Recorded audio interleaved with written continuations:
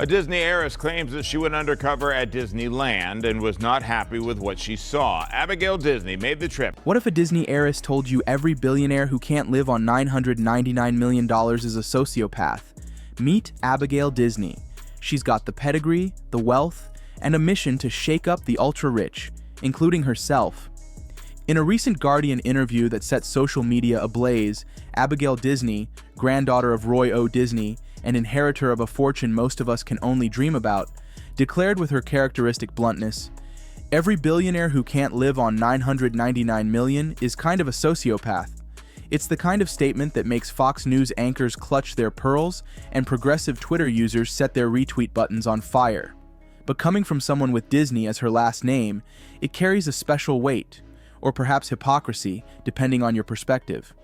Over $1 billion makes money so fast that it's almost impossible to get rid of, she continued in that same interview, with the air of someone who's given this considerable thought while perhaps sitting in one of her presumably many well-appointed living rooms.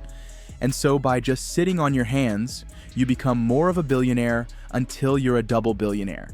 It's a strange way to live when you have objectively more money than a person can spend. Of course, Abigail would know something about having more money than one can reasonably spend. Though she pegs her own net worth at a modest, by billionaire standards, $120 million, others speculate it could be closer to $500 million. Either way, it's enough to make her criticisms of wealth sound a bit like a smoker warning you about the dangers of cigarettes, while taking another drag. The princess who rejected the castle. Born in 1960, Abigail Edna Disney grew up in the shadow of the Magic Kingdom. As the granddaughter of Roy O. Disney, Walt's brother and co-founder of the Walt Disney Company, and daughter of Roy E. Disney, she was Disney royalty by birth. But unlike the princesses in her family's films, Abigail wasn't content to wait for her prince or her inheritance. She pursued education with the vigor of someone trying to prove they're more than their last name, collecting degrees like some collect Disney memorabilia. A bachelor's from Yale, a master's from Stanford, and a PhD in philosophy from Columbia. 1. Imagines her dissertation defense included at least one professor asking, "But couldn't you just buy the university instead?"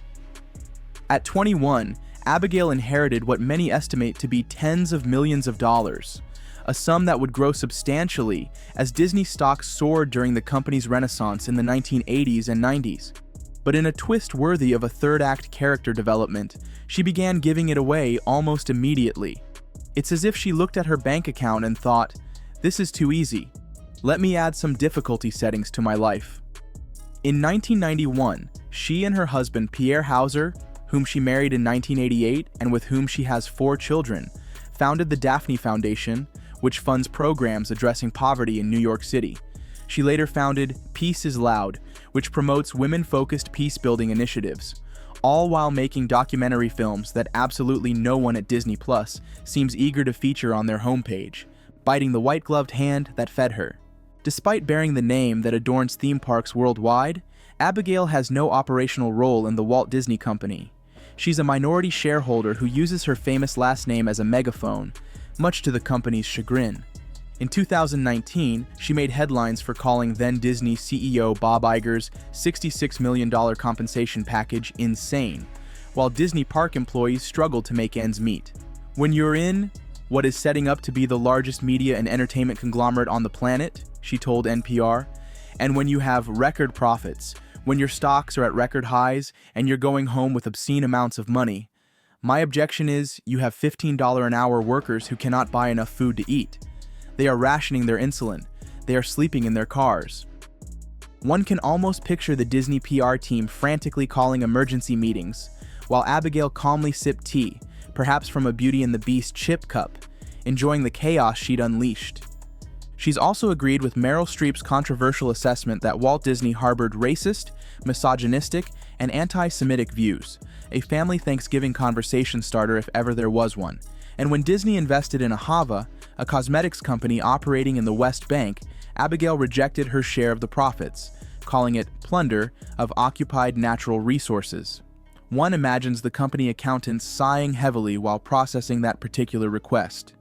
The progressive princess and her political pulpit.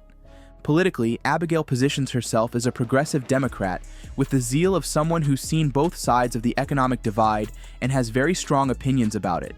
She's a member of the Patriotic Millionaires, a group of wealthy individuals who advocate for higher taxes on people like themselves, a bit like turkeys voting for Thanksgiving if turkeys had offshore accounts. During the 2024 presidential campaign, she withheld donations to the Democratic Party until President Biden stepped aside, then backed Kamala Harris. She's called Trump a snake oil salesman and implied Elon Musk's wealth distorts democracy. The irony of a Disney heir criticizing others' wealth and influence seems lost on her, or perhaps it's precisely what fuels her. Her activism spans women's rights, environmentalism, and peace building. In 2015, she participated in a march across the Korean DMZ for peace, though one suspects her family name opened more doors than her protest signs. She's also had her environmental epiphany moment, expressing regret over once flying solo on a Boeing 737, a confession that feels a bit like someone admitting they once ate an entire cake while launching a nutrition website. The $70 million question. By 2021, Abigail had donated approximately $70 million to various causes, primarily focused on women's issues. It's an impressive sum that would change most people's lives, unless, of course, those people already had hundreds of millions to spare. When viewed against her estimated net worth of $120 million, her figure, that's over half her fortune, a genuine sacrifice that would make even the most cynical observer nod with respect. But if her wealth is closer to the speculated $500 million, suddenly we're looking at about 14% of her fortune. Still significant, but perhaps not quite the hair shirt level of sacrifice her rhetoric might suggest. "I could be a billionaire if I wanted to," she told Deadline in 2022. "I've said no to more money for much of my adult life. I think of it as a long, slow, ceremonial suicide that I'm committing by being a terrible businesswoman and giving a lot away." The statement manages to be both self-deprecating and self-aggrandizing simultaneously, a neat trick that perhaps only someone born into extreme privilege could pull off with such finesse. It's like humble bragging about how hard it is to give away your massive fortune while others struggle to pay rent. The conscience of a Disney. Beyond her financial contributions, Abigail seems genuinely troubled by her privilege. She's admitted to an environmental awakening after flying solo on a private jet, a moment of self-reflection that presumably occurred somewhere between the caviar course and the descent. "I am rich only because of some quirks in the tax system, some good luck, and some very loving grandparents. But nothing else," she said in a speech at the Vatican, where she advocated for making wealthy people pay more taxes. The statement is refreshingly honest, though one wonders if the Vatican, with its own considerable wealth, appreciated the irony. She grieves what she calls the moral corrosion of wealth in democracy, positioning herself as both beneficiary and critic of a system she sees as fundamentally broken. It's a complex stance that makes her both admirable and somewhat frustrating, a woman using her privilege to critique privilege, like someone standing on a mountain to complain about the altitude. The Heiress Dilemma. Abigail Disney presents us with a fascinating paradox. A woman born into extraordinary privilege who has dedicated much of her life to questioning the very system that enriched her family. She's a filmmaker who could have funded her own blockbusters, but instead makes documentaries about inequality. She's an heir who criticizes inheritance while benefiting from it. She's a wealthy person who advocates for taxing the wealthy. Is she a hero or a hypocrite? A genuine reformer, or a rich voice crying crocodile tears? Perhaps she's all of these things. A complex figure navigating the moral contradictions of extreme wealth in a world of extreme inequality. What makes Abigail Disney compelling isn't just her famous last name or her provocative statements about billionaires being sociopaths.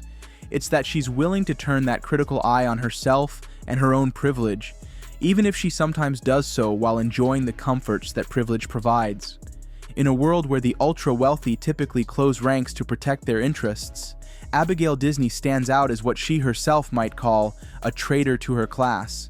Whether that makes her a hero or just another wealthy person assuaging their guilt depends entirely on your perspective, and perhaps your bank balance. But one thing is certain. When a Disney heir tells you that billionaires are sociopaths, it's worth at least considering whether she might know what she's talking about. After all, she's spent her life in their world, even as she tries to build a different one. Her latest documentary, The American Dream and Other Fairy Tales, takes direct aim at the vast disparity between what Disney pays executives versus theme park workers. In it, she interviews employees who struggle to make ends meet, despite working full-time at the happiest place on Earth. It's the kind of cognitive dissonance that seems to drive much of her activism, the gap between fairy tale and reality, between Disney magic and Disney economics. Perhaps that's the ultimate irony of Abigail Disney, a woman whose family built an empire selling fairy tales, now dedicated to pointing out that the real world doesn't have guaranteed happy endings, especially for those without the Disney fortune to fall back on.